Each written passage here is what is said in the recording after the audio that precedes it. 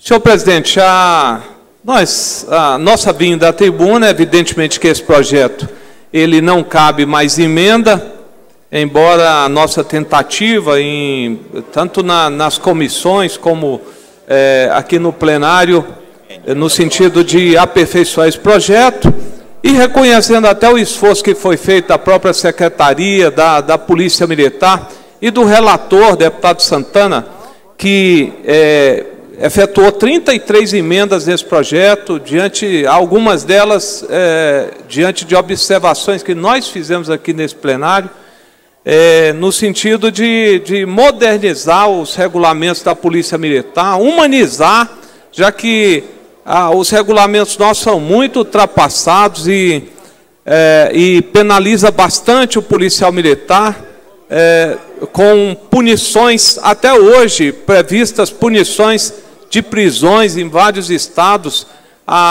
enquanto nós temos um Código Penal em que a regra, deputada delegada Adriana Costa, é a liberdade, a regra no sistema penal brasileiro é a liberdade. Para se prender alguém hoje tem que ser algo muito grave, a própria audiência de custódia visa isso, e enquanto isso nós temos visto até hoje aqui em Goiás policiais que são presos por transgressões muito simples, das quais nós não vamos relatar aqui, até para agilizar as votações nessa tarde. Mas até hoje se prevê no Código atual que o militar que estiver em determinado ambiente não der lugar ao superior para o assento, deputado Júlio da Retif, que ele pode ser punido, né? A militar que tingiu o cabelo, ela pode ser punida. Assim, são as mais absurdas as transgressões disciplinares previstas no Código. Os tipos de transgressões que são previstas no Código. E esse Código ele moderniza, avança.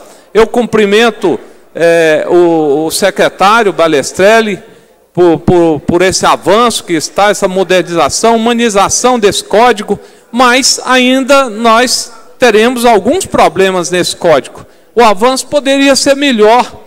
Nós avançamos um pouco e retrocedemos hoje. Veja bem que, dentre as emendas que nós propusemos nesse Código, o comandante vai poder abordar, aprovado do jeito que está, abordar, eu não digo nem o comandante, o superior, o cabo vai poder abordar o soldado, o sargento vai poder abordar o cabo, o oficial vai poder abordar o praça, seja ele qual for, e inquirir a respeito de um determinado patrimônio que esse policial militar tiver.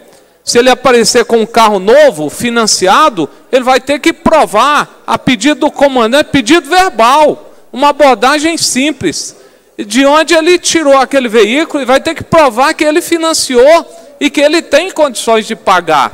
A nossa emenda previa aqui que isso fosse feita com ordem judicial, que é o correto, e isso vai...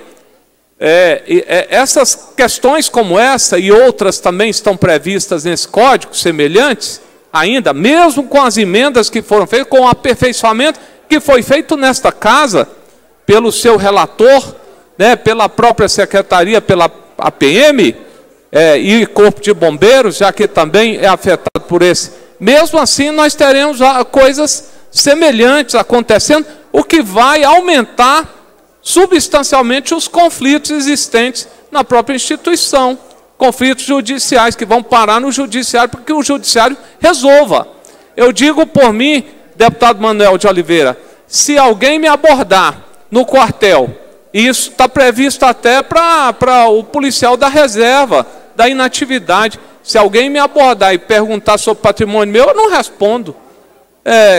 Quem é competente para fazer isso é o fisco, o fisco da União, inclusive, e não a própria Polícia Militar. Então, são questões como essa que vão fazer com que nós votemos, mesmo assim, mesmo com todo o esforço que foi feito, nós vamos votar contrário. Eu não quero ser conivente com alguns dispositivos como esse, que poderão causar conflitos, que pode ocorrer até, talvez, uma lesão corporal, até morte dentro do quartel, porque nós estamos falando de pessoas que portam uma arma na cintura, e que nós já vimos dentro de quartel, e quem não se lembra, lá no 8º Batalhão, que um sargento baleou um tenente e levou a óbito um cabo e deixou um sargento ferido, em virtude de conflitos como esse causados por um regulamento mal feito. Então, nós não podemos esquecer disso, e isso vai merecer, sim, o nosso voto contrário. Outra questão é que nesse regulamento ainda prevê, nós temos um grande avanço nele, deputado Carlos Antônio, que é a questão do militar, que já com mais de 20 anos, ele, por um problema em serviço, ele é mandado embora com uma mão na frente e outra atrás, sem poder exercer outra atividade, enfim, inviabilizado, sem mercado de trabalho, e isso tem um grande avanço. Mas, por outro lado, o governo prevê que a maior penalidade que ele poderá sofrer é a ida, a aposentadoria, perdão, proporcional, mas sem a paridade com o ativo. Isso significa que, ao longo do tempo, ele vai perder, e essa aposentadoria não representará mais nada senão um salário mínimo.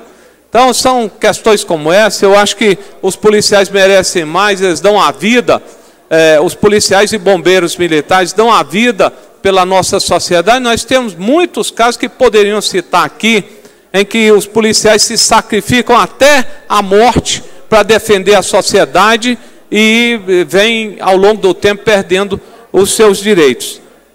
De sorte que esse projeto, por tudo que está aqui escrito, ele vai merecer aqui o nosso voto contrário. Eu cumprimento aqui o relator mais uma vez, a secretaria que avançou, porque uma questão muito grave que estava aqui, constando aqui nesse projeto, doutora Adriana Costa, é a questão do policial ser abordado e preso em flagrante disciplinar. O maior absurdo que tinha nesse projeto aqui, e que foi aperfeiçoado aqui e retirado.